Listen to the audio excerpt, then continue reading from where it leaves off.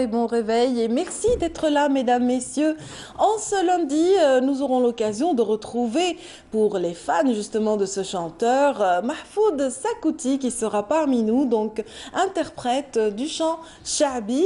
Nous aurons l'occasion de découvrir ses nouveautés et son actualité tout à l'heure.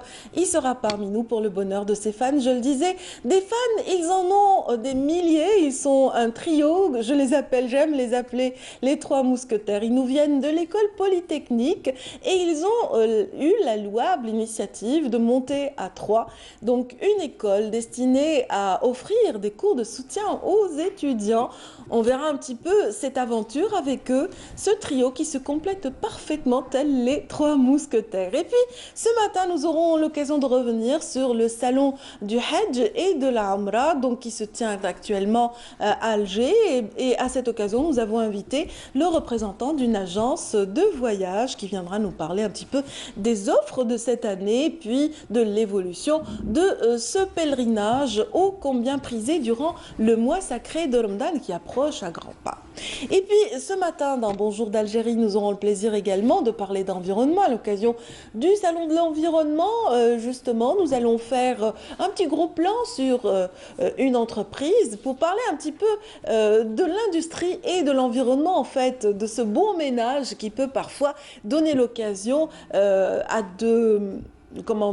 à une évolution qualitative de nos entreprises en faveur justement du ramassage des déchets entre autres. C'est ce que fait justement cette entreprise spécialisée en fabrication de cycles et motocycles dont le représentant sera là sur le plateau pour parler justement de leur rapport aux collectivités locales. Je pense que c'est l'essentiel, mesdames, messieurs, de cette matinale. Restez avec nous, restez donc à suivre un petit peu cette mosaïque proposée ce matin par Amel Almi.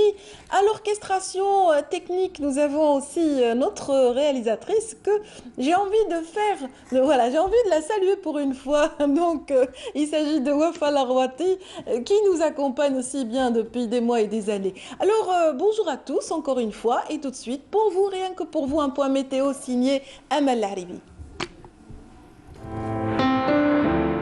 Suivez l'air du temps avec Mobilis. Bonjour. Bonjour Nadia. Moi j'ai dit coucou. Et moi j'ai dit bisous. Ça va? Ça va très bien. Amel. Merci. Alhamdoulilah. Il y a toujours du soleil. Oui, mais il y aura des nuages quand même. Ah, des nuages qui annoncent peut-être des pluies prochainement. Inch'Allah, peut-être. Inch'Allah, on l'espère en tout cas. On les attend demain. Rien n'est sûr avec le ciel. Ah oui, ça c'est clair. En tout cas, on va faire une lecture des cartes et voir un petit peu les prévisions avec vous. Allons-y. Allez, paré pour le voyage? Allons-y. Allez. Décollage. C'est pour tout de suite, mesdames, messieurs. Décollage immédiat. Merci Nadia. Bonjour à tous, c'est bon réveil. Eh bien pour aujourd'hui, le ciel se montrera dégagé à partiellement voilé, mais sur les régions de l'ouest. Par contre, sur le centre et l'est, une alternance d'éclaircies et de passages nuageux. Ces nuages sont par contre plus denses vers l'intérieur, les hauts plateaux ainsi que vers les Aurès durant cet après-midi, pouvant donner quelques pluies vers les régions intérieures du centre et l'est avec des orages probables sur les Aurès. La moitié sud plutôt voilée à nuageux sur l'extrême sud, le Egart Tassili, également le Sahara oriental, pouvant donner quelques pluies locales durant la journée. Partiellement nuageux sur le Bécharois, partout ailleurs le soleil s'en donnera à cœur joie. Sur le sud-ouest, le Sahara central, le Nord Sahara, les oasis, avec 2 fréquences éléments de sable sur l'extrême sud. Les températures, quant à elles, eh bien, on relèvera pour aujourd'hui 25 degrés le maximum vers Silla, 24 à Rolisane, 21 degrés Oran, 22 Tlemcen, 18 degrés Alger, 17 Tizi Ouzou, également à Annaba, 15 Sétif Batna, 18 degrés à Al-Biyad et Djelfa, au sud 26 degrés Gardaïa Bécha, 29 à Biskra, également Hassim Saoud Ouargla, 30 degrés à Tindouf, 31 Tamanrasset, Janet, 32 Insalah Ilizi, et enfin le maximum toujours à Borj Bedi Mokhtar et Ingzam avec 36 degrés. On va faire un petit voyage cette fois-ci vers l'Amérique du Nord, eh bien, où le ciel se montrera partiellement nuageux. Topeka, Dallas également, Chicago, New York, plutôt nuageux à Washington, avec de la pluie par contre à Mexico, Miami. Le mercure affichera moins 1 degré, le minimum à Montréal, 17 à Vancouver, 12 degrés à Topeka, 5 à Chicago, 8 à New York, 9 à Washington, 23 à Mexico et enfin 26 degrés le maximum à Miami, également Los Angeles. Voilà, je vous retrouve tout à l'heure juste après le journal télévisé de midi et d'ici là, très très bonne matinée. La météo vous a été présentée par Mobilis. Météo du lundi 18. C'est ça, exact. lundi 18 mars. Nous approchons un petit peu du 21 mars. Ah oui, à grands pas. Le printemps est bien, Le printemps qui sera arrive. bientôt là. Bien qu'on l'a déjà eu avant. Oui, Hein. on l'a eu un petit peu Oui, précocement oui. cette saison. Oui. Mais c'était bien, c'était bien. Moi, je continue de dire que j'aime le soleil. En tout cas, bonne journée, Amel. Également, merci bien. pour toutes ces précisions C'est météorologiques. Et bien À sûr, bientôt. on vous retrouvera midi, comme Et vous l'avez 19 heures. annoncé. Et Inch'Allah. 19h par la suite. Donc, tout de suite, mesdames, messieurs, nous allons retrouver notre premier invité, donc à l'occasion de la tenue actuellement du salon du Hajj et de la Umrah. Donc, restez avec nous.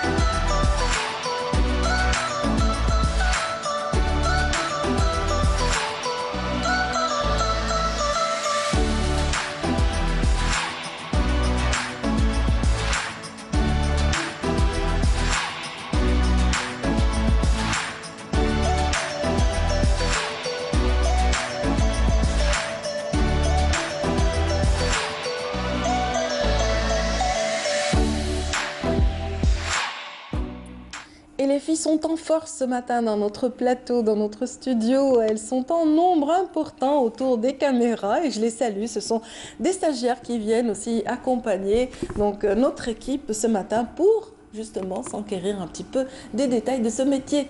Alors la prise de vue c'est important et la communication est tout aussi importante, d'où la présence sur notre plateau ce matin de Monsieur Ali Chabani, donc directeur de l'Office national pèlerinage et de la Umrah, le Hajj ou l'Umrah Diwan. Bienvenue. Bienvenue, merci. Bienvenue. Donc, vous venez, monsieur, à l'occasion justement de l'organisation de cet événement, donc qui gagne en pérennité, ce salon, donc qui est consacré au Hajj et à l'Umrah. Oui. C'est bien cela. Bon, ce salon-là, c'est la 4e édition. Il a été inauguré en 2016, 17, 18 et cette année-là.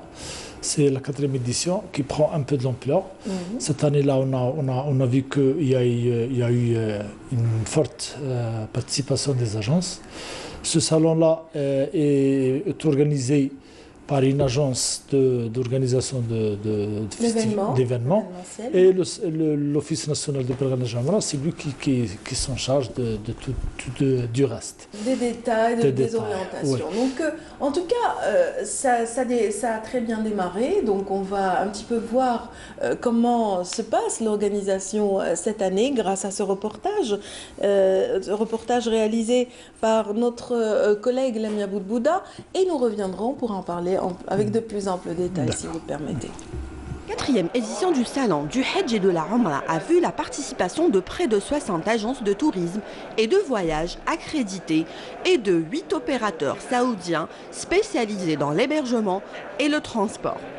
L'Office national du pèlerinage et de la Umrah a appelé les Hajjis algériens désirant voyager avec des agences de tourisme et de voyage à s'assurer que celles-ci figurent dans la liste des 44 agences agréées par l'organisation du Hajj 2019.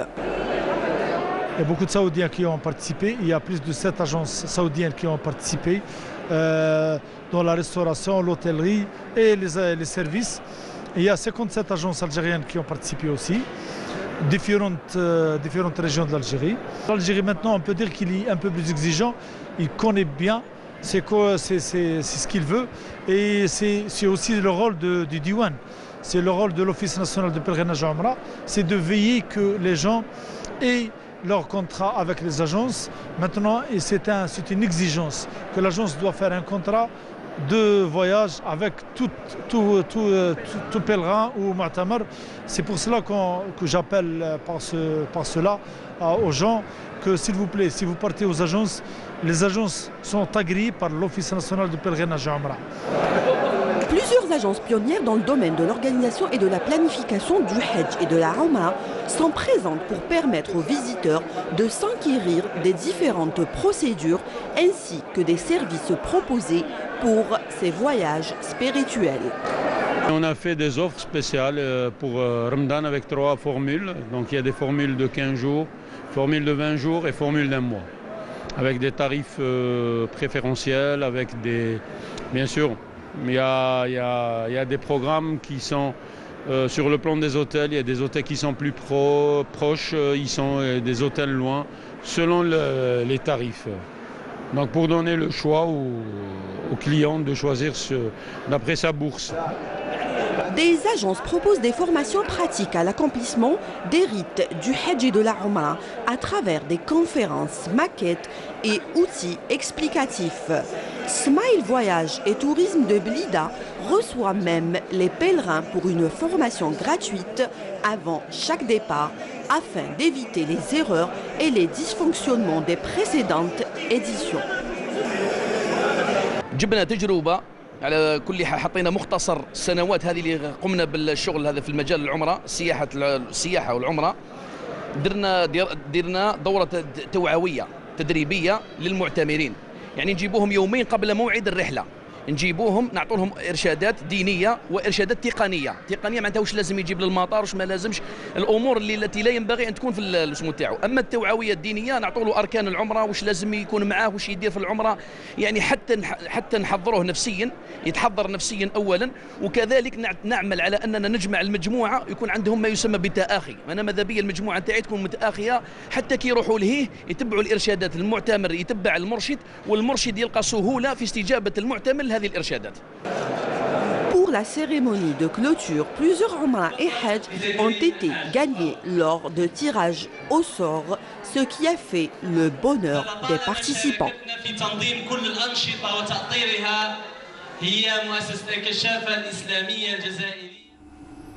Voilà, on a un petit peu voyagé à travers justement les stands du salon du Hajj et de la Umrah, donc qui s'est déroulé entre le 12 et le 16 du mois en cours. Bien sûr, on a vu un petit peu que c'était une plateforme d'échange destinée à offrir le maximum d'informations aux pèlerins, à même aussi de les mettre au courant par rapport aux nouvelles offres de cette année. C'est bien cela. Justement, le but de ce salon, c'est de rapprocher les agences aux pèlerins, aux futurs pèlerins qui veulent voyager. Voilà, ça c'est l'occasion d'avoir beaucoup d'agences, c'est de faire le choix des prix et des prestations, parce que les prix dépendent essentiellement des prestations données. Vous connaissez qu'en Arabie Saoudite ou au lieu saint, les hôtels, il y a des hôtels qui sont proches, il y a des hôtels qui sont loin, il y a des hôtels qui sont classés 5 étoiles, 4 étoiles et 3 étoiles. C'est pour cela que les agences présentent leurs offres et discutent avec les pèlerins. Il faut surtout dire qu'ils sont très très très nombreux, ces hôtels. Voilà, oui, en fait, voilà, tout seul, on peut être perdu dans cette multitude d'offres qui sont en Arabie Saoudite. D'où la présence de ce pays à ce salon, qui n'est pas un salon vraiment international, mais c'est le partenaire inévitable. Inévitable, oui. Il y a sept compagnies saoudiennes qui sont présentes. Il y a l'hôtellerie, il y a 2 ou 3 agences d'hôtellerie. Il y a les prestations en transport et tout ce qui suit. Il y a aussi la restauration, parce que maintenant, généralement les pèlerins algériens exigent la restauration pour éviter les intoxications, pour éviter les déplacements inutiles, pour chercher de quoi manger. Leur repas. Voilà, pour chercher de quoi manger. Et généralement, les agences offrent maintenant la restauration soit gratuite, soit à prix gracieux, parce que ça rentre dans le budget du pèlerin. Très bien. Donc, on approche bientôt du mois sacré de Ramadan, et souvent, c'est le mois le plus convoité par les pèlerins, parce que il y a une atmosphère particulière au Hajj. Donc Mecca et Médina sont complètement différents durant ce mois. D'où l'intérêt peut-être d'organiser ce salon en amont. C'est peut-être ciblé dans ce sens. Justement, cette date-là a été bien choisie pour permettre aux gens de voir les offres qui sont présentes pour le mois de Sha'ban et Ramadan. Et pour les agences aussi, c'est une opportunité pour pour présenter leur offre pour les pèlerins. Surtout le mois de Ramadan, l'année passée, on a enregistré plus de 110 000 pèlerins qui sont partis. Cette année-là, je crois qu'il va y avoir un nombre un peu plus important, quoique le nombre global par rapport à l'année passée, dans la même période, a baissé un peu. Bon, je ne sais pas pourquoi, pour beaucoup de raisons, mais l'année passée, en fin d'année... Vous parlez de l'affluence du public cette année? Oui, l'affluence du public pour partir au lieu saint. L'année passée, on a enregistré plus de 400 000, 410 000 à peu près. Cette année-là, on est à 220 000, 210 000. Voilà. Mais on compte que le mois de Sha'ban et de Ramadan, il va y avoir un nombre important qui va affluer sur les lieux saints. C'est-à-dire que l'année dernière, le salon avait peut-être coïncidé avec des vacances, non? Oui, c'était la première semaine des vacances. Voilà, c'est peut-être pour ça que l'affluence est différente. Cette année-là, on a préféré le mettre avant les vacances. Excusez-moi, pardon. Merci. On a préféré le faire avant les vacances. Justement, c'est pour permettre aux gens de voir les offres. Même pour les vacances, ils ont le temps d'avoir des offres. De s'enquérir un petit peu de tout ce qui est offert. Très bien. Donc là, le salon a permis aussi d'offrir des services de qualité en matière d'orientation. On le voyait dans le reportage. Le pèlerin aujourd'hui n'est pas livré à lui-même, il bénéficie donc de stages, de formation. Les pionniers en la matière, je pense que c'était les Asiatiques, les Malaisiens et les Indonésiens étaient pionniers donc en la matière. Leurs pèlerins étaient souvent exemplaires, traités d'exemplaires pour justement cette qualité d'enseignement en amont. Justement pour ça, l'Office n'a pas raté cette occasion-là. En marge de ce salon, on a organisé un entraînement carrément pour les pèlerins et pour les hajis, les futurs hajis, qui sont venus en nombre important. Ils sont venus même de la wilaya de Msila, la wilaya de Boumerdès, ils sont venus un peu de partout de l'Algérie. Pour justement, on avait des imams et des médecins et des pompiers qui étaient là pour donner les bonnes instructions aux hajis, pour leur enseigner comment faire le pèlerinage et éviter les coups de soleil. Et, bon, les médecins donnent les indications médicales, l'imam donne des indications spirituelles et le pompier dirige et donne les bonnes actions que le Hajj doit faire pour éviter la perte et pour éviter les problèmes en Arabie Saoudite. Il faut dire que les Hajjis sont de plus en plus jeunes actuellement. Oui, hein. oui, Il fut un temps où vraiment la tranche d'âge c'était 50 et plus. Oui. Maintenant on est descendu beaucoup plus bas. On est descendu beaucoup plus bas. Et même si on fait les statistiques par rapport à l'Umrah, maintenant, l'Umrah, il y a beaucoup de jeunes qui partent seuls. Il y a beaucoup d'enfants, il y a beaucoup de familles qui partent toutes en famille. Oui. Justement, ça c'est nouveau. Les 2-3 dernières années, on a remarqué que l'âge a vraiment baissé par rapport aux années précédentes.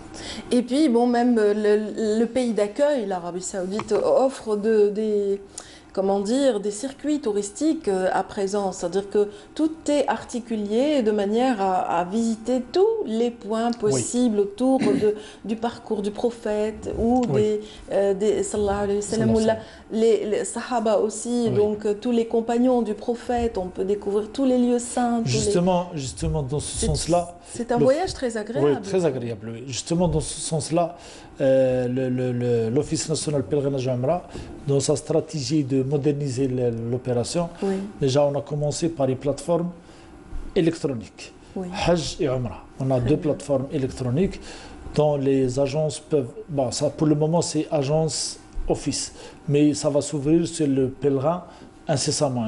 Dans les futurs proches, ça va s'ouvrir sur le pèlerin pour voir toutes les prestations que l'Office donne ou que les autres agences donnent.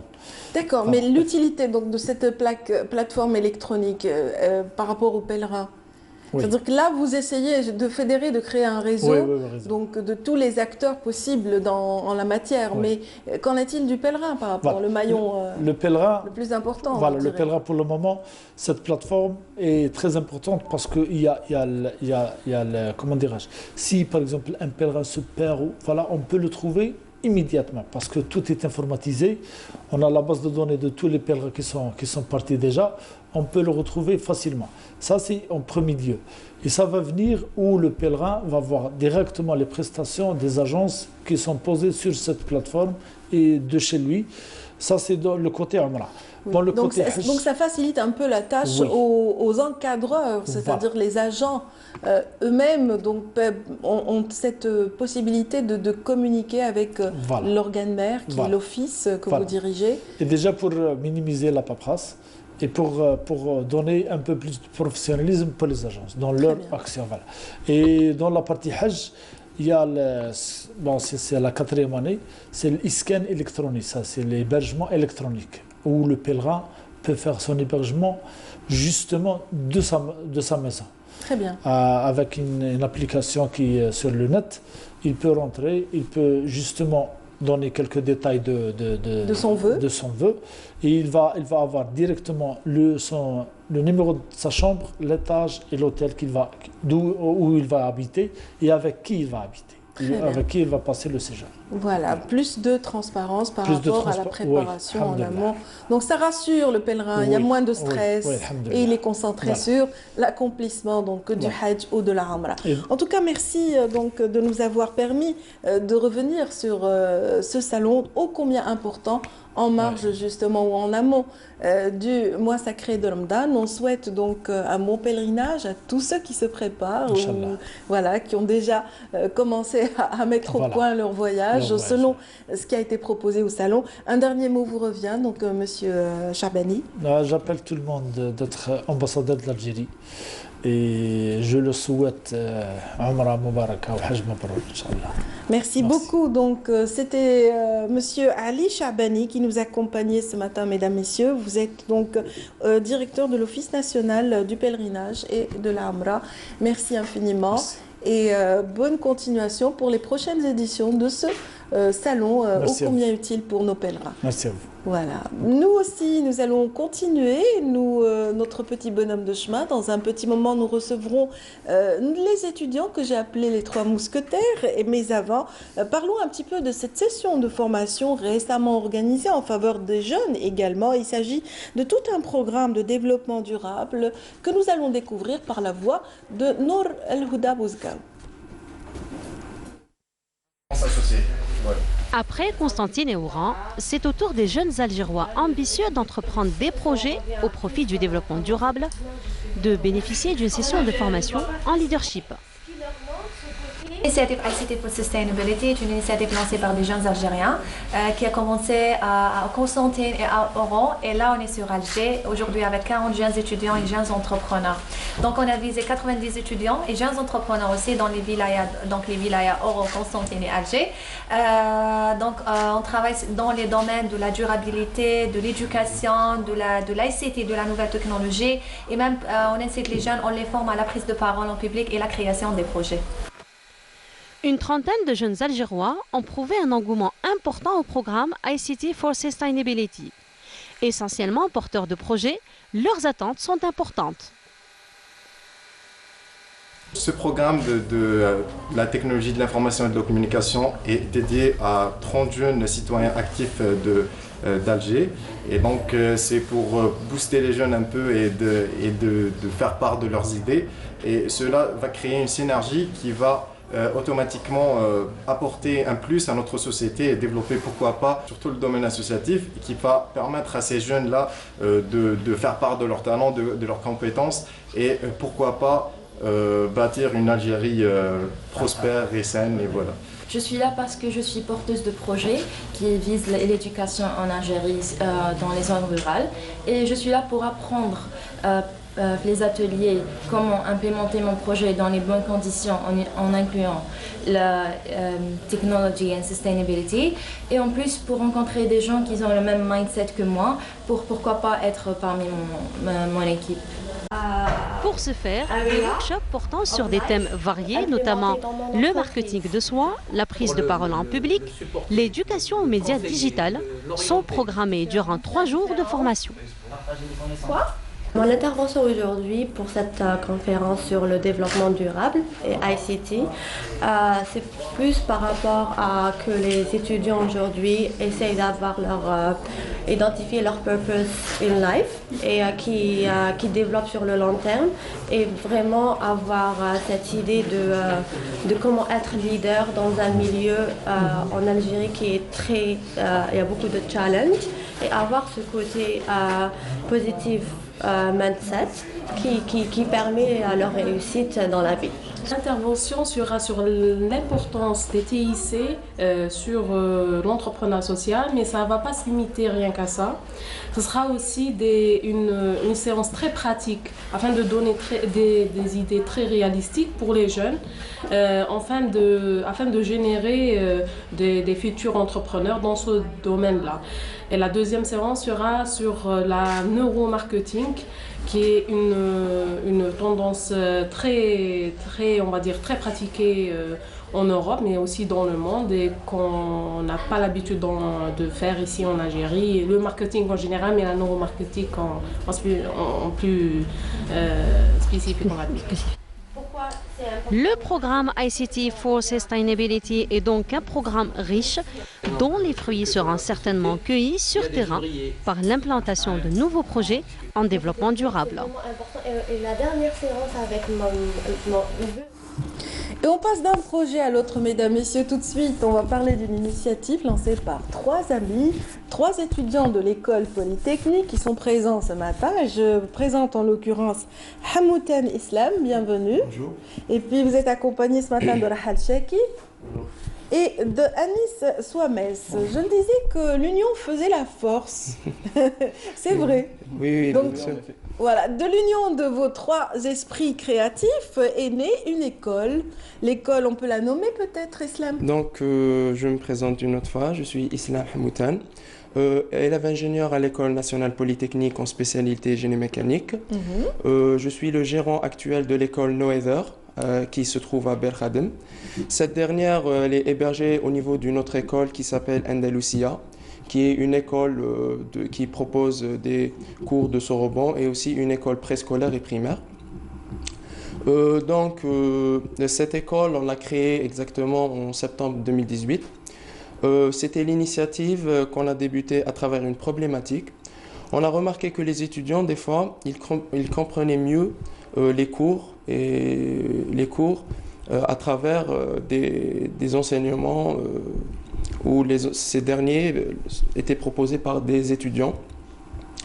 Ils parlent le même langage. Voilà, ils parlent le même langage. C'est normal. Donc, moi, j'ai débuté cette expérience l'année passée, c'était à Polytech. J'ai demandé l'autorisation de notre chef département, que je salue, M. Ardouan Tahmi. Il nous a donné l'opportunité d'enseigner là-bas. Et, alhamdoulilah, on a eu une audience très importante. On a eu des classes de 50, de 70 étudiants. Et à la fin, des résultats très, très concrets. Des étudiants qui étaient classés très bien dans le concours national. Moi, je voulais souligner le fait que Islam continue. Vous continuez toujours d'étudier. Vous êtes étudiant et en même temps enseignant. En fait, je fais les trois. Je suis étudiant. D'un autre côté, plutôt, je suis le gérant de l'école et aussi enseignant dans cette dernière. Donc, comme je vous ai dit, je vais reprendre. À partir de l'année passée, on a décidé de créer cette école. D'avoir votre propre espace. D'avoir notre propre espace. Ceci est résolution d'une autre problématique qui est qu'on ne pouvait pas... il y avait des étudiants qui ne pouvaient pas venir durant la semaine. Surtout, on a un programme très chargé à Polytech. Donc, on a décidé de faire ça durant les vendredis et samedis. Très bien. Et d'organiser de la meilleure manière et de proposer un enseignement d'excellence. Et la meilleure manière pour y parvenir, il faut le concours de quelques copains. Et les copains sont là, on va parler justement de l'apport de Chekib à présent. Chekib, donc vous êtes le créativum. Créativum. Expliquez-moi en quelques phrases, s'il vous plaît, en quoi cela consiste. Alors, le créativum, c'est un laboratoire d'idées qui vise à éveiller les potentiels. Donc, c'est un organisme vivant qui a fêté cette année ses 2 ans. On est implanté à Oran et à Alger, dans les 2 écoles nationales polytechniques des 2 villes. Et donc, on vise à réformer la vie estudiantine, la rendre plus enthousiasmante, plus épanouissante pour l'étudiant à travers diverses activités. Voilà. Moins pédante, moins ennuyeuse, mais toujours, c'est-à-dire stimuler l'esprit de l'étudiante. En fait, c'est pour former l'étudiant en tant qu'humain plus qu'en tant que robot, machine, avec des compétences précises comme ça. Voilà. C'est un être humain qui évolue, qui emmagasine des connaissances et qui vit en même temps. En fait, le jeune, c'est justement, vous faites bien de souligner l'aspect vivace et vivant. Alors, Anis Souames, bonjour. Bienvenue. Merci. Vous avez l'air plus jeune que les autres. Comment ça se fait? Alors, moi, en réalité, je suis en 2e année préparatoire au sein de l'école. Très bien. Alors, j'ai lancé une plateforme qui s'appelle Khbish. En effet, en entrant à l'école, j'avais remarqué qu'il y avait un problème de documentation. La documentation était abondante, mais elle était éparpillée un peu partout. Par exemple, mon camarade d'islam, il partageait des documents sur Facebook.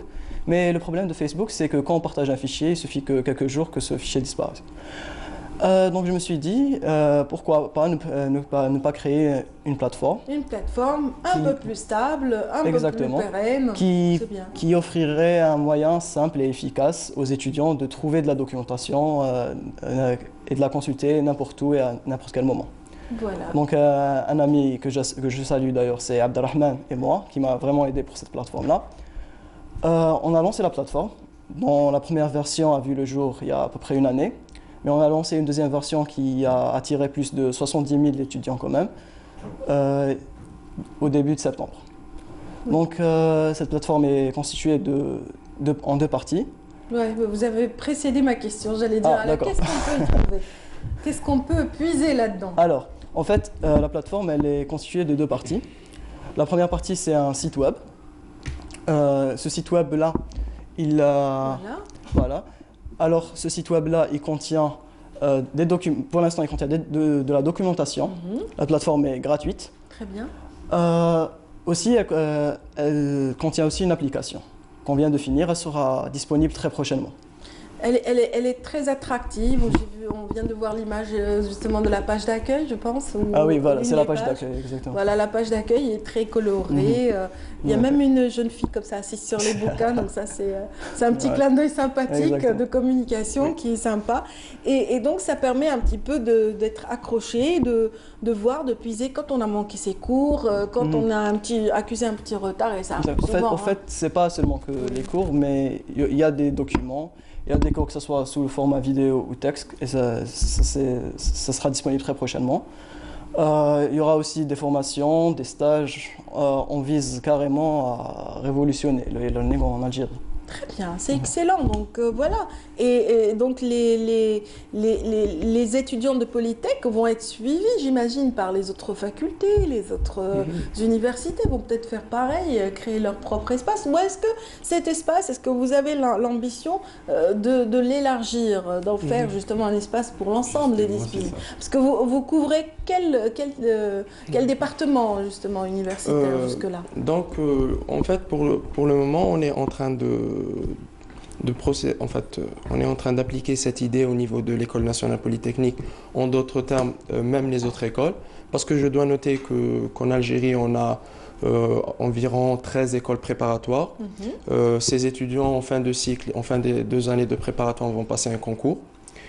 Donc l'idée maintenant, à travers notre collaboration des 3 entités Creativum, Noder et Khbish.com, c'est de créer un certain contenu vidéo. Ce contenu vidéo sera sous forme de cours de 15 à 20 minutes. Ces vidéos seront partagées sur la plateforme khbish.com, donc on aura une certaine relation. Et bien sûr, il y aura même des liens via des pages, plutôt des chaînes YouTube. Et l'une des fonctionnalités qu'on ajoutera, et je vais laisser après mon ami expliquer mieux cette étape, c'est qu'on donnera l'opportunité à la personne qui va voir la vidéo de poser la question à la minute où il a une certaine interrogation par rapport à un certain cours ou bien un certain aspect du cours. Sinon, cette initiative qui est les cours vidéo... Donc une plateforme qui devient interactive du coup. Oui, madame, en fait. Et aussi, c'est que c'est une extension de la plateforme khbish.com. Et je dois mentionner aussi que c'est une solution à une problématique par rapport aux étudiants hors wilaya. C'est pour élargir notre domaine d'application. Et je dois mentionner aussi que d'ici, Inch'Allah, 2 voire 3 mois, nous allons élargir ce domaine par rapport aux spécialités médecine, pharmacie, maths informatique, etc. Et pourquoi pas passer au génie logiciel et tout ce qui va avec dans le domaine technique et entrepreneurial. Voilà, c'est-à-dire que vous avez ciblé dans un premier lieu les filières techniques. Voilà, c'est pour avoir une certaine expérience, une première expérience, et après on peut élargir pour faire mieux les choses. On sollicite beaucoup l'esprit dans ces filières et voilà, on fait travailler ces ménages sans arrêt, d'où l'utilité d'avoir un créativum. Ça ne veut pas rentrer. Là, le créativum a dû faire quelque chose avec les enfants, d'après la photo. Ça, c'est l'un de nos nombreux projets. C'est le projet du tri sélectif à Oran. Donc, ça a été mis en place, encore une fois, par les membres du créativum à Oran. Et ça, c'est en développement, c'est en train de se développer à l'École nationale polytechnique. Et c'est juste l'un de nos nombreux projets, c'est pas le seul, on en a plusieurs autres. Donc par exemple, comme activité, on propose aussi des ateliers régulièrement, 1 fois par semaine. On essaie de contacter des intervenants qui peuvent rajouter des connaissances à l'étudiant. On a aussi un magazine mensuel en 3 langues, en français, en anglais, en arabe. Et j'appelle d'ailleurs les téléspectateurs à apporter leur contribution. D'accord. De quelle manière pourraient-ils vous aider? Justement, ils peuvent nous contacter via notre page Facebook, Creativum. On a aussi un site internet et une application avec le même nom. Le site internet, c'est creativum-6 dz.com. Voilà, très bien. Là, on voit une assistance un peu plus âgée. On n'a plus les petits jeunes, les petits enfants. Donc ça, c'est l'équipe d'Alger. Très bien. Ça, ce sont les étudiants qui vous entourent lors de ces activités, voilà, complètement dévoués et bénévoles. Oui, voilà, tout à fait. c'est en dehors des cours. Donc dès qu'il y a un petit peu d'espace libre, vous essayez d'organiser les choses. Organiser quelque chose qui peut être utile. Ouais, exactement, c'est l'utilité qui nous intéresse. Justement, c'est ce qui nous a... Quand mon ami Islam m'a contacté pour cette collaboration, j'ai directement été intéressé parce que c'est le côté utile pour l'étudiant qui... Ça colle avec l'esprit du Creative Home, si on veut. Très bien. Et Khbish dans tout ça? Khbish, donc... Khbish. Khbish, c'est pas Khbish. Ah, c'est Khbish. Référence au terme. Khbish, allez, Khbish. En fait, ça fait référence au terme que les étudiants utilisent fréquemment. Donc, et qui désigne comme ça, le hard work. Les bosseurs. Voilà, travail très dur. Très bien. Donc, voilà. Alors, pour la contribution de Khbish dans cette collaboration, c'est on va offrir ces vidéos-là sur la plateforme, mais aussi on va offrir un moyen de poser des questions et avoir des réponses de la part des utilisateurs qui sont expérimentés dans ce domaine-là, ou voire même les enseignants. Ça offrira un moyen de partage de connaissances, surtout. On veut intégrer l'idée de... cette idée existe déjà au niveau international, mais elle n'existe pas déjà en Algérie. Donc on aimerait bien intégrer cette idée-là. Ça aiderait les étudiants, surtout les étudiants qui sont timides, par exemple, qui ne peuvent pas poser des questions durant la classe. Donc ils pourront poser leurs questions directement sur la plateforme. Très bien, excellent. On a vu toute une équipe autour de Chekib. Et qu'en est-il de Anis? Est-ce qu'il travaille seul? Est-ce que vraiment vous êtes deux? Vous avez cité un seul nom tout à l'heure. Alors, en fait, il vous faut beaucoup de temps pour vous occuper de la plateforme? Oui, quand même. Il faut un peu de temps. J'ai un ami qui m'aide depuis le début. Il s'appelle Abdelrahman. J'avais cité dans son nom.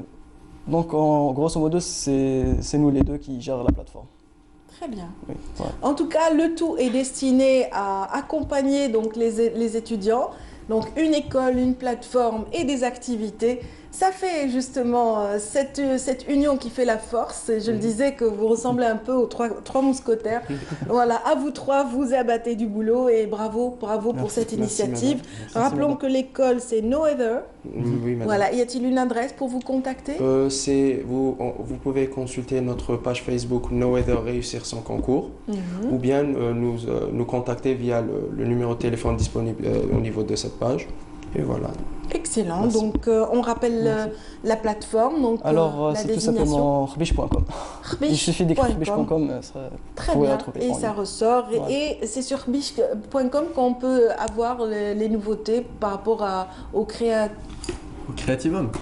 Non, on a notre propre site à nous, c'est creativehome-6dz.com. Très bien. Et on a aussi une page Facebook très active. On a aussi une application qui a été développée par des membres du Creative Home. Donc, très bien. Et ça a été dit, mesdames, messieurs, par Chekib Rahal. Bienvenue, vous orchestrez tout cela. Et puis, bienvenue également encore une fois à Anis Souames et à Hamoutan Islam. Merci, donc, voilà, ce trio d'étudiants à l'école polytechnique qui ont eu cette louable initiative d'accompagner les étudiants donc, par les cours et plein d'autres activités. J'espère que vous avez apprécié cette découverte, mesdames, messieurs. Nous allons tout de suite vous offrir une autre découverte. Nous allons découvrir une zone humide vers laquelle nous emmènera Rahim Abdelaziz. Il s'agit de la région de Bni Bel'aid. Merci. La zone humide de Bni Bel'aid abrite beaucoup d'oiseaux d'origine oiseaux d'eau migrateurs qui proviennent de l'Europe de l'Est ainsi que de l'Amérique de l'Est aussi. La zone humide de Bni Bel'aid constitue une halte pour une nombreuse avifaune migratrice.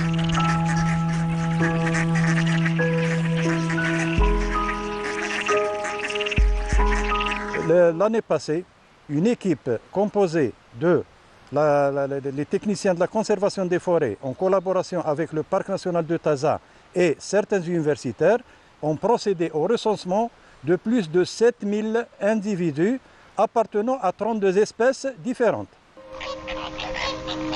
La fréquentation des lacs de Bni Bel'aid par les oiseaux migrateurs reste des plus fluctuantes.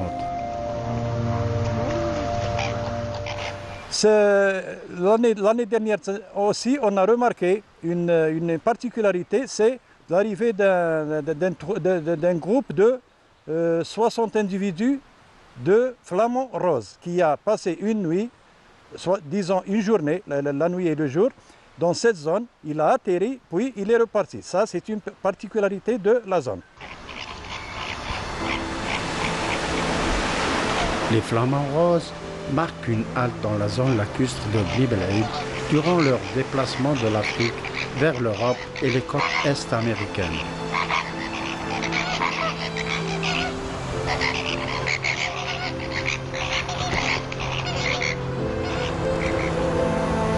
Les plans d'eau de cette zone humide reçoivent aussi une riche et variée avifaune constituée de canards, cormorans et autres oiseaux d'eau.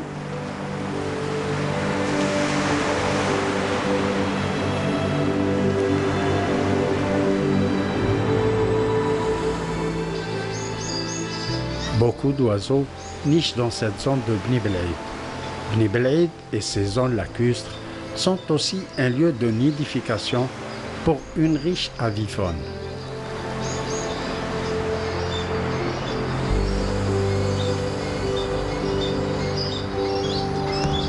De nombreux oiseaux construisent leurs nids à même le cordon dunaire, notamment au niveau de la partie jouxtant les lacs.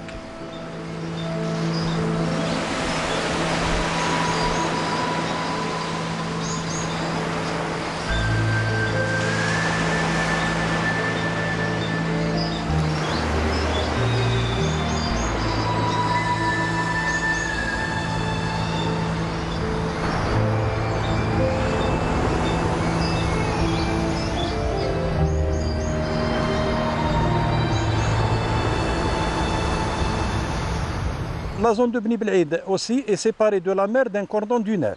Son eau est douce, elle est potable. C'est une particularité de la zone.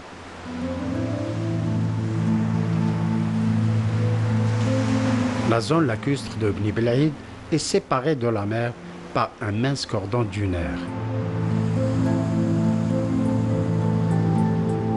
Ce site d'eau douce s'assèche en été.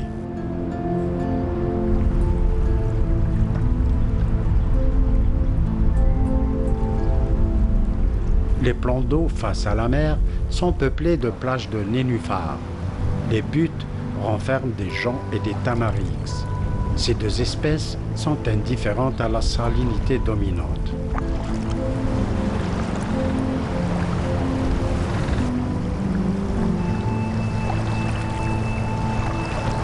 Cette zone est d'une riche biodiversité floristique et avifaunistique. Elle reste des plus vulnérables.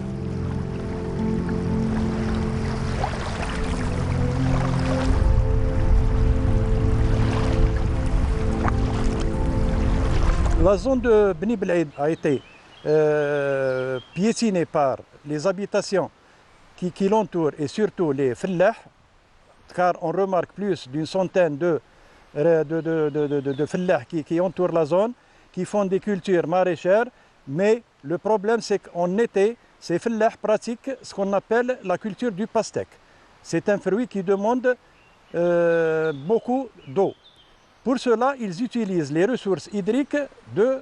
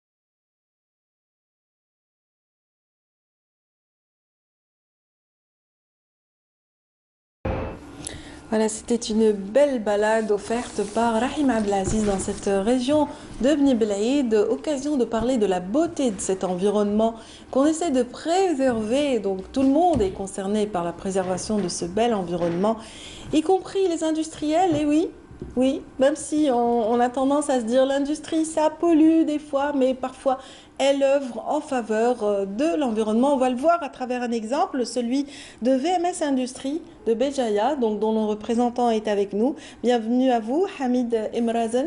Merci beaucoup, bonjour à tous les spectateurs. Oui. Donc vous qui avez été directeur commercial au préalable, donc aujourd'hui vous êtes chargé de la communication pour cette entreprise, vous avez eu à orchestrer, à suivre de très près en tout cas des opérations de mise au point d'un label ou plutôt de produits utilitaires et en faveur aussi de l'environnement.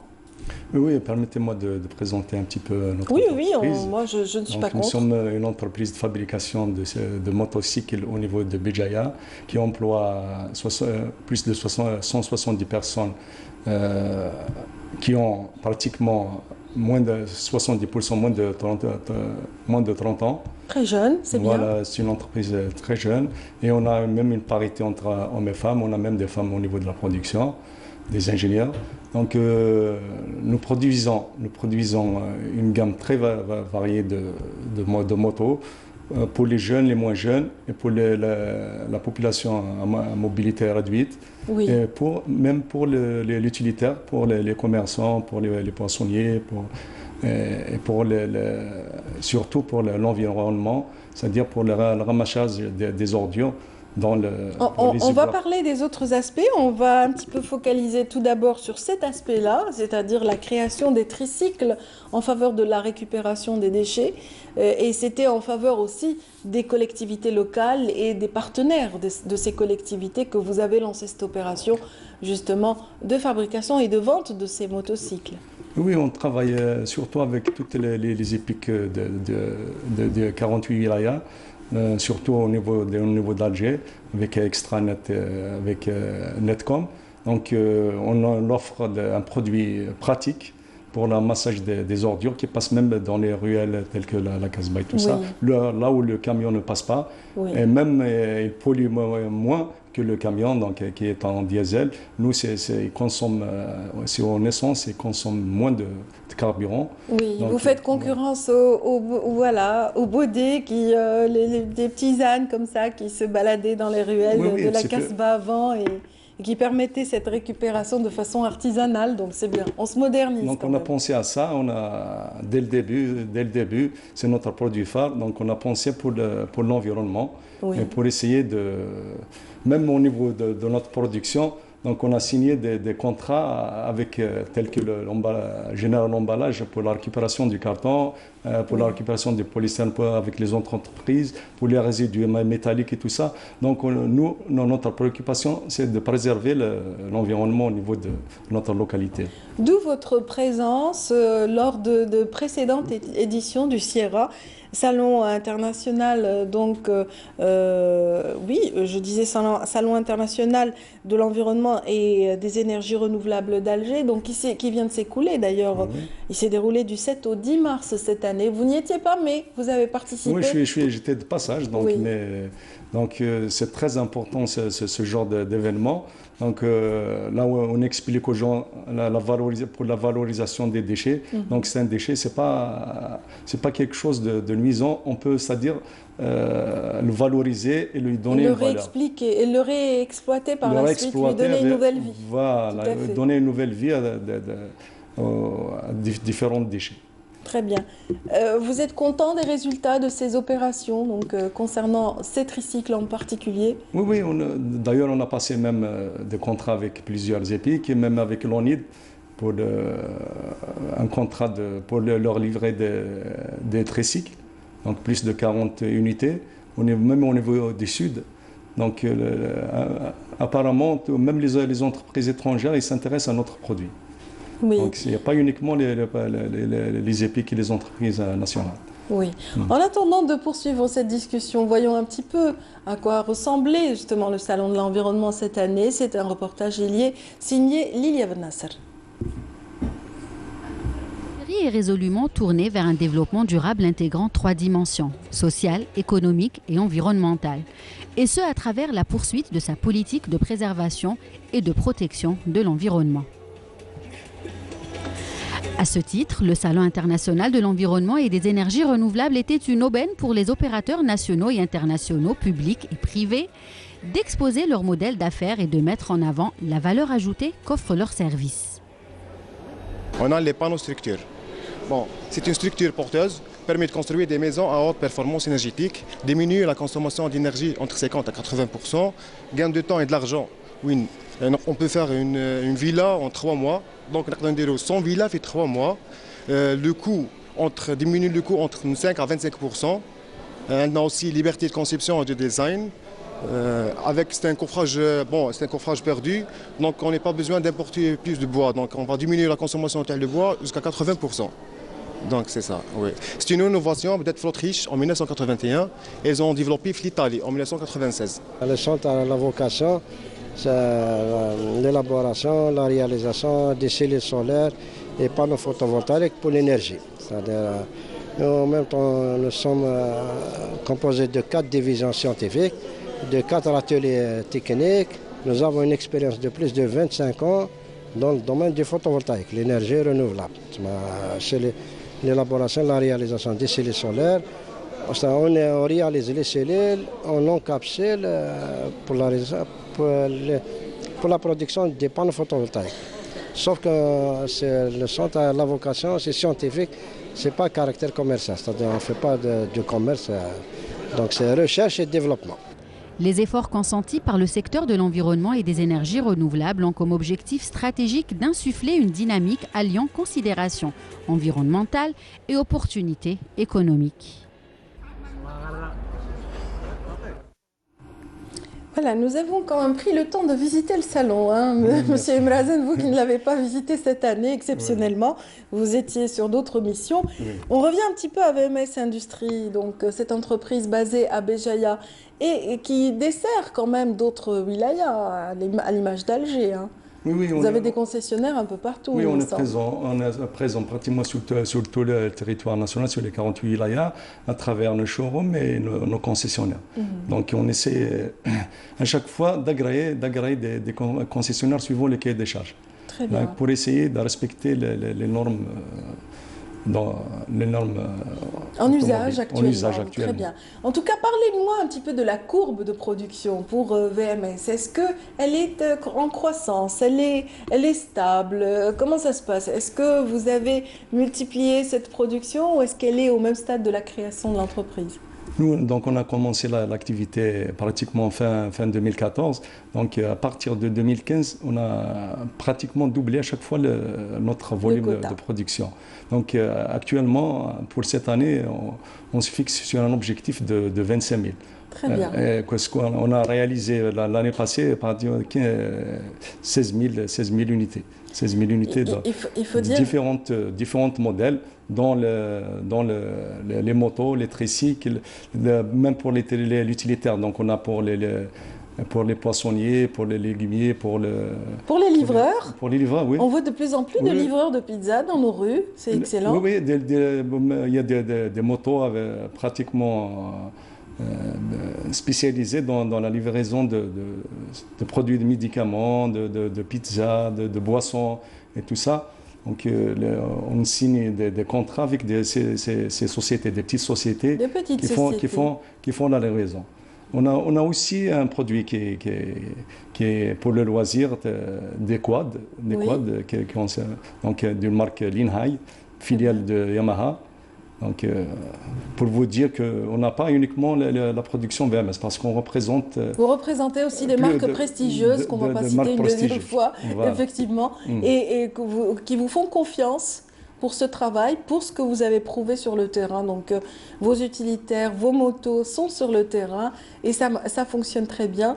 Et les jeunes s'en donnent à cœur joie, c'est-à-dire que le prix est relativement plus bas quand il s'agit de production nationale. Oui, le rapport qualité-prix est vraiment bien. Donc, nos jeunes s'intéressent à nos produits vu la qualité supérieure. Donc, la préoccupation primordiale pour nous, c'est la qualité avant tout. Donc, la qualité, la sécurité la sécurité des usages. Et ça Donc, permet de sortir de l'isolement certaines personnes qui sont vraiment dans des régions enclavées. À l'image, vous êtes natif de Béjaïa, ou vous êtes aussi à Tizi Ouzou très souvent. Ce sont des régions montagneuses où vraiment la moto peut jouer un rôle vraiment intéressant en termes de mobilité. Oui, oui, parce que donc, pour les villes, les gens ils préfèrent le scooter, mais pour les régions montagneuses et tout ça éloignées, les gens ils préfèrent, même pour le sud, ils préfèrent la moto. Donc on a un produit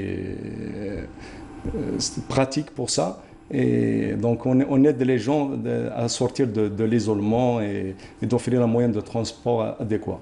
Et parmi la gamme que vous proposez, il y a aussi ces motos qui sont destinées aux personnes aux besoins spécifiques. Et ça aide énormément cette catégorie, cette frange justement de la société qui vient de célébrer ou de marquer une journée justement liée, leur journée, c'est-à-dire la journée internationale des personnes handicapées. C'était justement le 14 mars écoulé. Donc pour ce genre de produit, déjà nous on fait une action que les gens ne voient pas. Donc on prend un petit minimum marge pour essayer d'aider ce genre de... Et moi, on fait même des fois des facilités pour ces gens, des facilités de paiement pour essayer d'aider ces gens. Et on travaille avec des associations caritatives et pour des sociétés qui offrent. Vous pratiquez la vente par facilité pour cette catégorie de la société ou pas?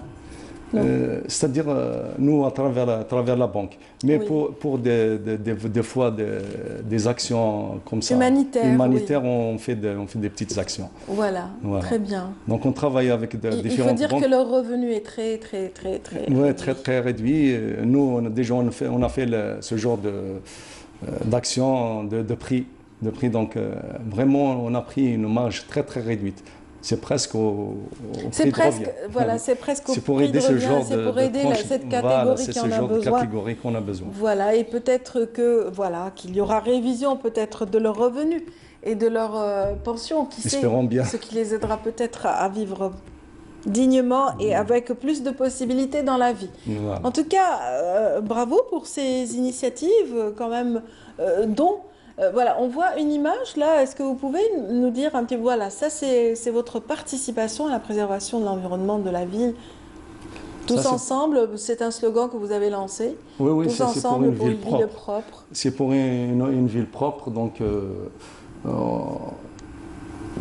Ça nous permet, nous, on parle depuis tout à l'heure de ces motos, de ces tricycles. Oui, là, on a pu les voir à l'image, ces tricycles qui participent à la collecte des déchets ou selon occasion. Là c'est un scooter qui sert à quoi? Oui, avec Vera, pour un massage des Toujours ordures. Des déchets. Des déchets, oui. Ça peut être aussi des cartons, non?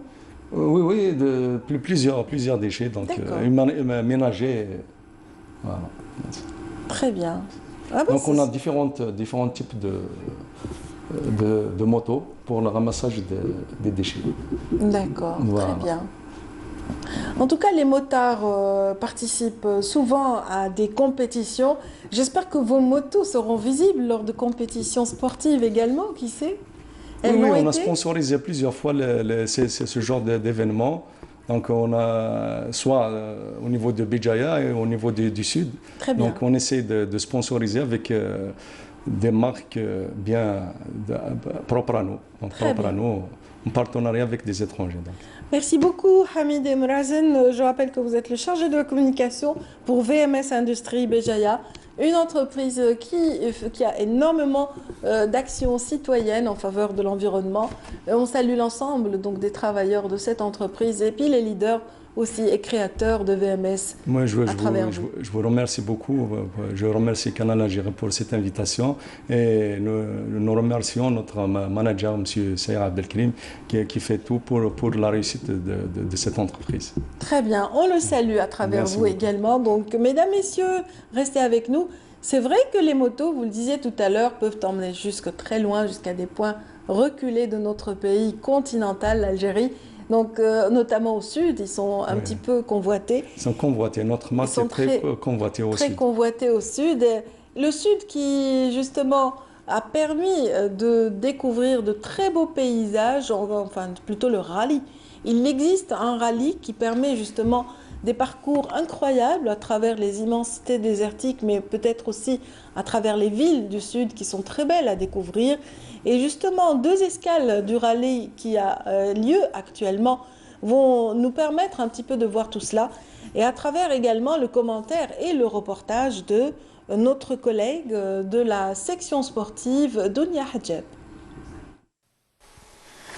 250 pilotes, dont 20 Algériens, prendront part au rallye Touareg qui comprendra 7 étapes avec une distance globale de 1500 km à parcourir pour les pilotes des différentes catégories 4x4, SSV, moto, camion à travers le désert algérien. Le nombre de participants actuellement, il est de 25 pays qui ont participé, qui sont là déjà, donc qui sont présents sur l'événement, avec une distance totale de 1500 km. Le grand événement Touareg Rally est la première édition du Touareg Rally Algérie 2019. L'Algérie lance un nouveau grand rendez-vous en sport mécanique dans le domaine du rallye 4x4. Nous sommes très contents d'être ici dans le sud algérien. Nous trouvons ça merveilleux. Chez nous en ce moment, il pleut, mais là, il fait beau. Nous profitons du soleil et de la beauté du désert. C'est mon premier séjour en Algérie. Je profite du soleil et de la beauté du désert avec ses dunes de sable. Je suis vraiment contente d'être là. Touareg Rally Algérie est l'un des rendez-vous de l'année à retenir pour les passionnés du tout-terrain. Cela en plus des amoureux du désert, puisqu'une bonne partie de cet événement sera destinée au tourisme local. Je vous l'avais promis tout à l'heure, le chanteur Mahfoud Sekouta sera parmi nous. En attendant de le retrouver, je vous propose également ce reportage signé Feriel Hamdi qui nous emmène vers un club équestre très prisé par les Algérois et aussi les habitants de la région de Tipaza. Il s'agit du centre ou du club équestre de Zeralda. Restez avec nous, mesdames, messieurs. Il est 10 h, comme chaque week-end, Lina, Mohamed, Sami et les autres se rencontrent ici, dans ce club d'équitation situé à Zeralda. Le club, il est vraiment récent, il est nouveau, c'est un nouveau club. Ça fait 1 an et demi à peu près. Voilà. Alors concernant l'ambiance, vraiment, il y a une très bonne ambiance, ça se passe vraiment bien, c'est ambiance familiale, voilà. Et l'avantage, c'est qu'il est situé vraiment dans un endroit exceptionnel. On a juste à côté, on a la plage, il y a la ferme aussi. On les prend à partir de 7 ans jusqu'à 70 ans. Tant qu'on peut marcher et tout, on peut monter à cheval, ça ne pose pas de problème. Et puis c'est un sport mixte. Lina, une jeune cavalière qui cultive sous un sourire tranquille et un œil pétillant, une passion incommensurable pour les chevaux et l'équitation. أنا نحب لو شوفال باش نشوفو تو ندير ليكيتاسيون لو سبور ديكيتاسيون يعجبني ونحب زعما كي نكبر نولي ندير دي كومبيتيسيون سي سا j'aime l'équitation.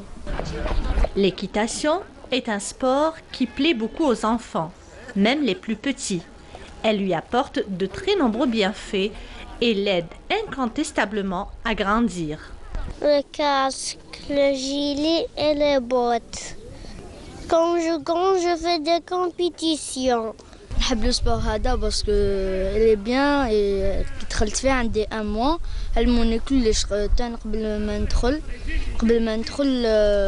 وليت بابا جاي هنا باش وليت نحبط لي بالاد شيفال لوكا لا بلاج ومن بعد باسكو لي بالاد جارنا قال لي ولا ما تدخلش قال له بابا اوكي ملي دخلت انايا هما داروا لي هنا وليت نعلموني صوتي تو. Le mardi, mercredi, mardi, vendredi, samedi. كل هذوما لي 3 جور نجي لهنا. واش راك حاب؟ نحب نولي مونيتور ونحب نولي نعرف نصوتي بزاف عاليين، هذوك لي زوبستاكل عاليين بزاف. كيما هذوما الاخرين عاليين. فكان هو مونيتور كان في زرادة كان يدرب، انا كنت حاب نركب كنت صغير كنت حاب نركب كنت نقول له ديني للبحر بالعواد ما يحبش يقول لي نخاف عليك باسكو نخاف عليك تطيح قال لي لا ما ندورك بالعود صغير كانت وليت نعرف نركب. Déjà à la fois il y a la ferme pédagogique avec tout type d'animaux, les gens qui cultivent tout leur potager. وحنا principalement رانا في le centre équestre. Donc وين راني جبت وليدي ça fait presque 3 mois راهو يركب هنايا العواد في la ferme pédagogique. Le sport, vous savez, يعني ربي سبحانه عز وجل يقول لك علموا أبناءكم السباحة والرماية وركوب الخيل. Déjà même si on prend le sujet هذا من le côté religieux, يعني ربي سبحانه عز وجل il nous incite باش نديروا هذا sport. Moi je pense que c'est un sport complet, à la fois physique et psychologique. Moi personnellement, j'ai vécu l'expérience avec mon fils. Pratiquement comme tous les enfants, il a essayé tous les sports. عبالك شهر يقول لك ندير كاراتيه، من بعد يحبس. من بعد le mois d'après يقول لك ندير judo، من بعد يحبس، من بعد يقول لك ندير ping pong. Pratiquement, il a essayé tous les sports. وحنا en tant que parents, on est obligé de le suivre pour trouver le créneau qui le convient. Et alhamdoulilah, depuis que bda l'équitation, moi je pense que c'est sa vocation. Même la scolarité نتاعو. La scolarité نتاعو يعني honnêtement, la scolarité نتاعو تبدل le comportement. في بالأول بلال يخرج بزاف. Il adore sortir dehors. نهار كامل انا وماما تدخل بلال تقعد في الدار. Depuis qu'il a commencé ce sport, المشكل هذا نسيناه شويه. ولا يجي فريمون عيان épuisé يدخل للدار يفي. C'est un changement quand même. Moi je pense que c'est un changement très positif. En plus de tous ces bienfaits physiques, l'équitation a un impact sur le moral. La plupart des cavaliers pratiquent d'abord dans le but de se détendre et se ressourcer. C'est vrai que le sport, c'est une thérapie, mais quoi de mieux que la musique comme thérapie? Bien sûr, c'est une sinécure, la musique, et bien sûr, notre invité aujourd'hui ne me contredira jamais. Il s'agit de Mahfoud Sekouta, bienvenue. Nous avons vraiment plaisir à vous recevoir ce matin. Merci beaucoup Radia et un grand bonjour à tous nos amis téléspectateurs et merci de m'avoir invité. Monsieur Sakouti, vos fans sont très heureux, j'imagine, ce matin. Donc, ça a été annoncé tout à l'heure et ils attendent avec impatience le nouveau. Vous en êtes à votre 5e album, c'est bien cela? C'est ça, c'est le 5e. Il vient de sortir il y a 2 ou 3 mois. Oui. Et c'est un cheminement, quoi. Bon, depuis le début de la sortie de mes CD, il y a eu Loucham qui a cartonné. C'était en 2010. Il y a eu Rachida, il y a eu celui qui a cartonné aussi, c'est l'hommage que j'ai fait au Moudjahidet. Jamilet. Jamilet, j'ai intitulé l'album. Des 3 Jamilet, parce qu'il y a Jamila il y a des milliers de Jamilet. Oui, il y a des milliers de Jamilet. Toutes les Algériennes sont Jamilet. C'est vrai, c'est vrai. Très bel hommage, donc avec plusieurs titres, 7 au total, dont Bent el-Harb. Bent el-Harb, هذيك هي تاع المجاهدات. À la veille du 19 mars, ce serait peut-être une bonne occasion pour l'écouter. Dans un petit moment, on va d'abord parler un petit peu du tout dernier. Le tout dernier de Sekouti, c'est bien Rose et Jasmin. Et vous êtes venu pour le présenter à la veille du printemps, comme par hasard. Eh bien oui, et d'ailleurs, ce n'est pas fortuit parce que moi-même, je suis né un 22 mars. D'accord. Donc le printemps, c'est mon dada. C'est vraiment la saison préférée. Moi aussi, je suis née au printemps, donc je me joins à votre voix. Ben, bienvenue à la famille. Il paraît que les gens qui sont nés au printemps, ils ne font que rire et plaisanter. Ah ben j'adore en tout cas rire, ça c'est vrai.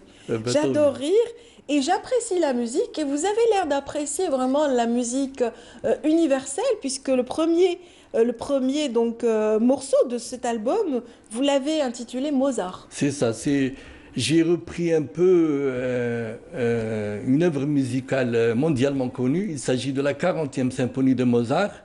J'ai pris cette musique et j'ai fait des paroles algériennes. D'ailleurs, c'est une adaptation et je ne suis pas le premier à l'avoir fait. La chanteuse libanaise Fayrouz, elle a repris la 40e symphonie de Mozart. Moi aussi, je l'ai fait. Comme quoi que nous aussi, les artistes algériens, on est ouverts sur le monde et on est des citoyens du monde avant tout. Oui, la preuve en est que vous avez une très belle reprise de Charles Aznavour aussi, que vous chantez sur scène assez souvent d'ailleurs. D'abord, je vous félicite parce que vous êtes au courant, c'est ça le rôle d'une animatrice, bravo. Et c'est très très nouveau. J'ai repris cette chanson il y a 2 mois, d'être un single. C'est un hommage au grand Charles Aznavour. Qui nous a quittés cette année. Oui, malheureusement. D'ailleurs, sur YouTube, j'ai mis La Bohème, hommage d'Algérie au grand Charles Aznavour. Oui, on peut l'écouter un petit peu, si vous avec permettez. Plaisir. Voilà, avec un instrument qui n'est pas dans l'orchestration de Charles Aznavour. C'est votre instrument de prédilection. Et c'est ça l'ouverture sur le monde. Et c'est ça la passerelle entre les cultures et les pays, quoi. Absolument. Voilà. Donc ça, c'est un mandol, guitare. Et je vais chanter Aznavour avec un mandol algérien. Excellent, excellent. Voilà, donc c'est pour tous nos amis téléspectateurs.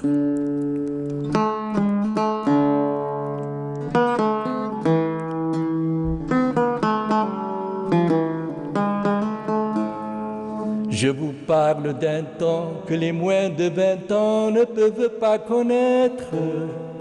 Montmartre en ce temps-là accrochait ses lilas jusqu'aux nos fenêtres.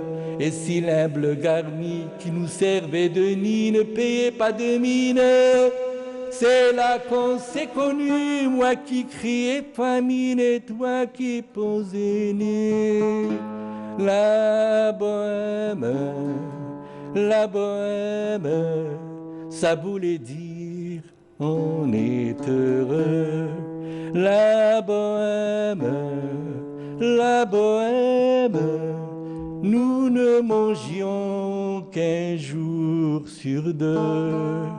Dans les cafés voisins, nous étions quelques-uns qui attendions la gloire. Et bien que miséreux, avec le ventre creux, nous ne cessions d'y croire. Et quand quelques bistrots, contre un bon repas chaud, nous prenaient une toile, nous récitions des vers groupés autour du poêle en oubliant l'hiver. La bohème, ça voulait dire tu es jolie. La bohème, et nous avions tous du génie.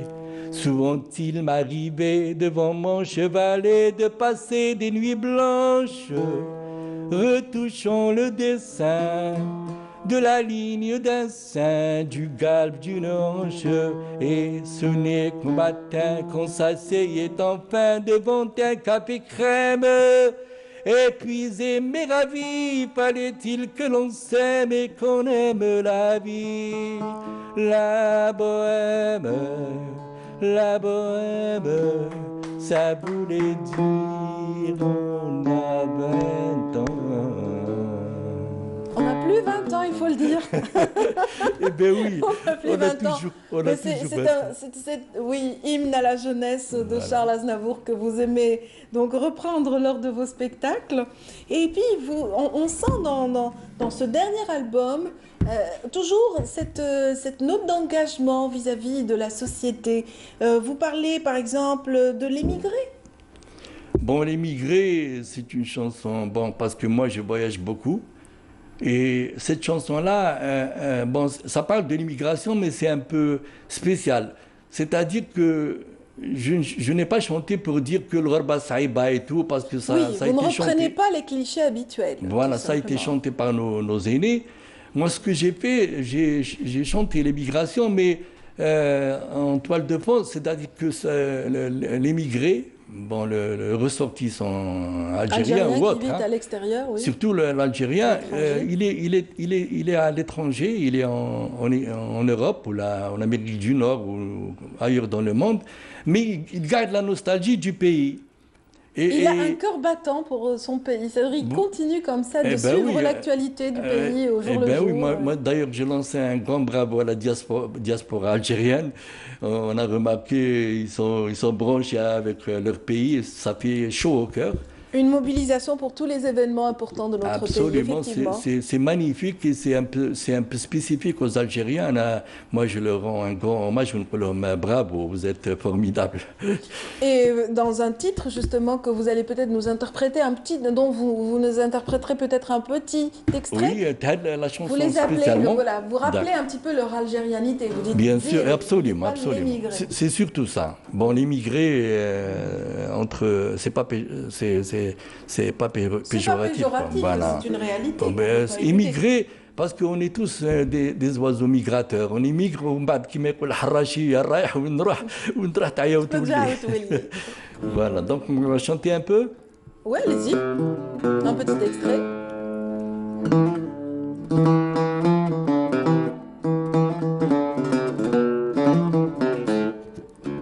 من أصل جزائري جزائري جزائري جزائري غريب عايش في بلاد الناس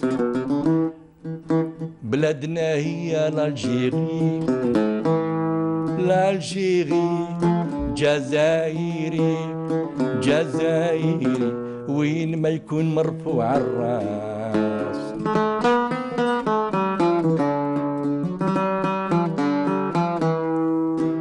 في الغربة عايش وحيد بين نصارى وجناس اخرين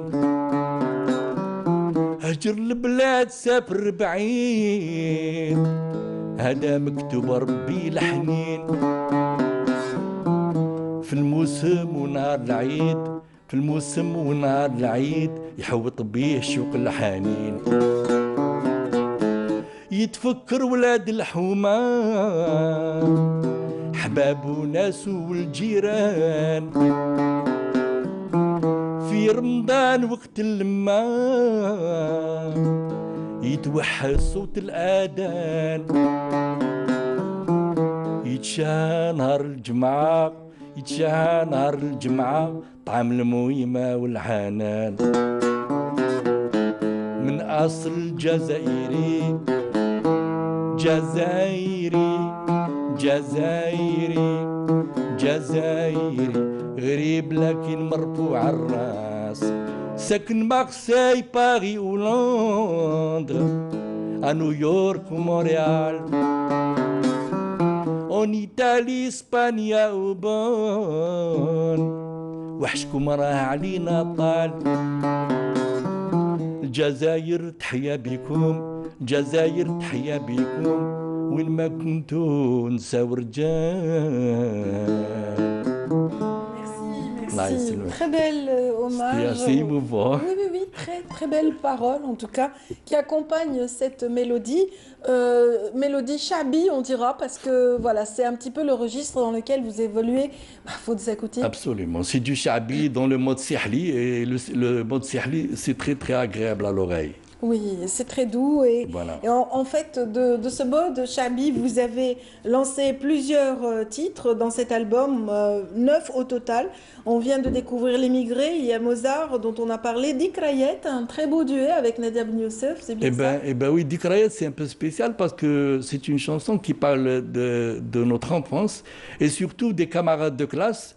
Alors moi j'ai beaucoup le lycée Al-Mokrani, où j'ai été élève, où elle parle de Frantz Fanon.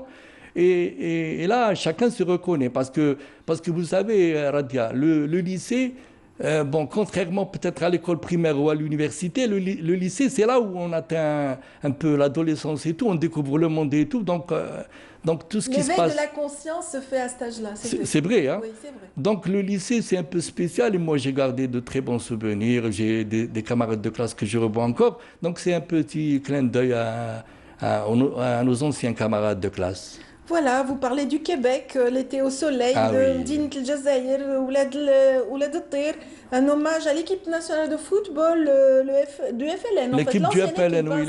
Celle qui a un petit peu contribué à notre indépendance. C'est ça. Ça dit que, Radia, moi, ce que je fais, je ne chante pas pour chanter. Bon, j'essaie de faire des chansons qui ont un message, qui ont un domaine qui m'encoule. Je ne chante pas n'importe quoi. Donc, j'ai fait des hommages un peu aux Moudjahidat, à l'équipe du FLN.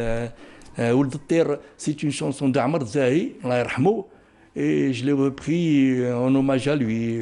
Maintenant ça c'est des hommages, mais moi j'ai 50 chansons d'elle personnellement, paroles et musique. Je ne me contente pas de reprendre. Non, justement, tous les albums comprennent des titres qui vous appartiennent essentiellement en termes de texte et aussi de composition. C'est ça qui fait votre particularité. Absolument. Parce que ce n'est pas évident. Dans le Chabi, il y a des classiques auxquels les gens s'étaient habitués. Donc, ce n'est pas évident d'intégrer de nouveaux textes, de nouvelles chansons. Mais vous y arrivez très bien. Donc, Mahfoud Sakouti, rappelons que là, on a présenté ce matin essentiellement Rose et Jasma.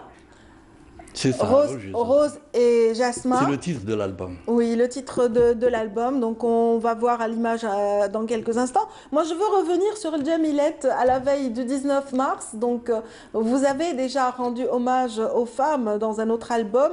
On en parlait tout à l'heure. J'aimerais un petit extrait, peut-être, de Bnat el-Harb pour finir. Un petit mot d'abord, avant de finir en chanson. Le Moudjahidat, c'est une très très belle chanson qui a fait le buzz. Elle a ému tout le monde. Tous les gens qui l'ont écoutée ont pleuré, hommes et femmes, même les jeunes. Et là où je vais pour chanter, on me la demande. C'est une chanson très très émouvante, comme j'ai dit, qui reste, parce que qui m'a dit Nashid Watani. Oui, voilà, et c'est une chanson éternelle. Merci beaucoup, donc Mahfoud Sakouti, pour le bonheur. Pour le bonheur de vos fans ce matin, ce dernier morceau qu'on va offrir aux téléspectateurs qui nous ont suivis ce matin. Merci encore une fois d'avoir été avec nous, mesdames, messieurs. On vous souhaite une agréable journée et une bonne écoute. Allez-y, prenez votre mondol. D'accord, on va faire un petit extrait en hommage à nos chers Moudjahidettes et à toutes les femmes algériennes. Et la femme algérienne, elle est à l'avant-garde. À chaque fois qu'il y a eu un événement, les femmes, elles étaient les premières. Merci.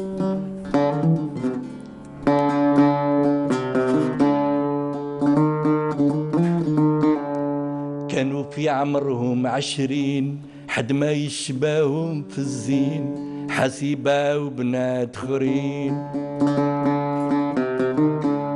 في عام 54 رفدوا سلاح بين اليدين على ربي متوكلين على ربي متوكلين بنات حرب التحرير في جبال مدن وقريات شحال من مجاهدات ضحوا لحياة أو ممات بنات حرب التحرير هجروا الثانويات المنزل والجامعات مسبلين فدائيات بنات حرب التحرير في الأحباس ذاكوا المرار تعدي بالليل والنهار ما هدروا وما خانوا جار بنات حرب التحرير كانوا في عمرهم 20 حد ما يشبههم في الزين حسيبة وبنات خرين في عام 54 رفدوا سلاح بين اليدين على ربي متوكلين على ربي متوكلين بنات حرب التحرير بنات حرب التحرير بنات حرب التحرير. Merci beaucoup. Donc, hommage justement à la femme algérienne à travers vous. Merci. C'était là Mahfoud Sakouti, mesdames, messieurs. Passez une excellente journée.